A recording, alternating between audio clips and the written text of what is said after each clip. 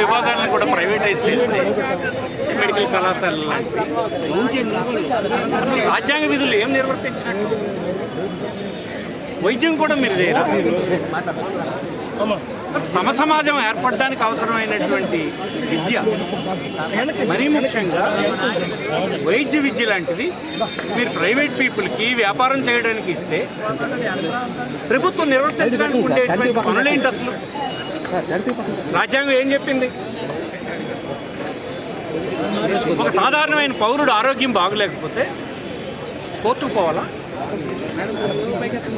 రాజ్యాంగ మార్గదర్శక నిర్దేశంలో ఇది లేదా? ఇది ప్రభుత్వం చూడాల్సినటువంటి అంశం కాదా?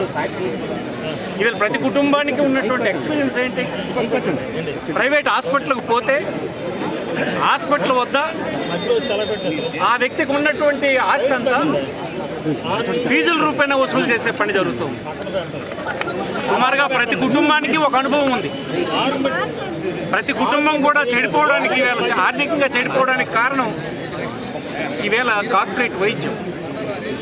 ఇంకా మీరు ప్రైవేట్ వైద్యాన్ని తెచ్చి ఉన్నటువంటి ఈ వైద్యానికి పకడ్బందీగా పేదవాళ్ళకి అందించే పని చేయకపోగా గత ప్రభుత్వం తెచ్చినటువంటి వైఎస్ఆర్ కాంగ్రెస్ పార్టీ ప్రభుత్వం తెచ్చిన కళాశాలల్ని, ఆ కళాశాలలకు అనుబంధంగా పనిచేస్తున్నటువంటి జిల్లా ఆసుపత్రుల్ని మీరు ప్రైవేట్ పీపుల్కి ఇస్తున్నారంటే మీరు బతికించారు. ఎంత రాజ్యాంగ విరుద్ధమైన పరిపాలన చేస్తున్నారు.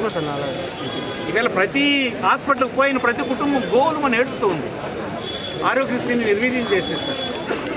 గవర్నమెంట్లో ప్రైవేట్ హాస్పిటల్లో పనిచేస్తున్నటువంటి డాక్టర్లు నెలకి ఇంత కలెక్ట్ చేయాలన్నటువంటి నిర్దేశంతో దోచుకుంటూ ఉంటే కళ్ళొప్పుగించి ప్రభుత్వాలు చూస్తూ ఉంటే కేంద్ర ప్రభుత్వం కానీ రాష్ట్ర ప్రభుత్వం కానీ ఇంకా కఠినమైనటువంటి చట్టాలు తీసుకురావాలి.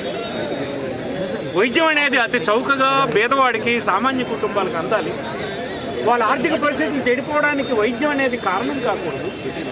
ఇంత మంచి రెస్పాన్సిబిలిటీని మీరు విడిచిపెట్టి ప్రాధాన్యత కలిగినటువంటి బాధ్యతను వదిలేసి ప్రైవేటైజేషన్ వైపు మీరు పరుగులు తీస్తూ ఉత్సాహంగా మాయమాటలు చెప్తున్నారంటే ఇంత బాధ్యతారాహిత్యం ఇంకొకటి లేదని నేను అభిప్రాయపడుతున్నాను.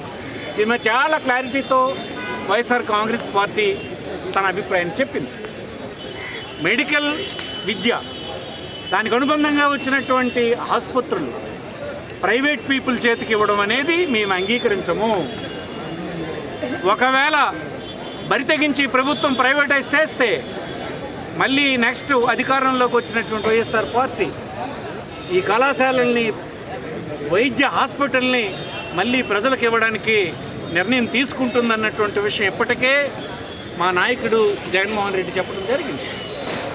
మీరు గత ప్రభుత్వాన్ని చూసైనా మీరు నేర్చుకోరా? ఆ రోజు వచ్చినటువంటి కరోనాను ఎదుర్కొన్నటువంటి తీరు చూసారా? దేశంలో ఏ రాష్ట్రం చేయనటువంటి విధంగా కరోనాను ఎదుర్కొన్నటువంటి రాష్ట్రం మనది. అయితే ప్రభుత్వం మీది కాదు. ఈనాడు మీరు అవి ఆచరించకపోగా మరింత దిగజార్చే పని చేస్తున్నారు. ఇది మీకు తెలియకపోవచ్చు కానీ ప్రతి కుటుంబం వైద్యం అంటే బెదిరిపోతూ ఉన్నారు. వాళ్ళని దోపిడీ చేసేస్తున్నారు ప్రైవేట్ పీపుల్. దీన్ని నిరోధించే పని చేయండి. ఇది ప్రజల ఆగ్రహానికి మీరు గురిగాక తప్పదు. ప్రజలు ఒక్క తీర్పు, దీని మీదే పెద్ద తీర్పు గ్రామాల్లో పోతున్నప్పుడు ప్రతి ఒక్కరూ దీన్ని వ్యతిరేకిస్తున్నారు. ఎందుకు మీకు చెవుని పడడం లేదో, ఎందుకు మీరు మా మాటలను ఆలకించడం లేదో మాకు అర్థం కావడం లేదు.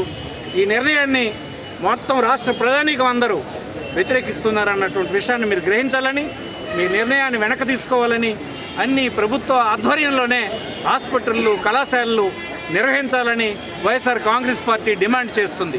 నమస్కారం.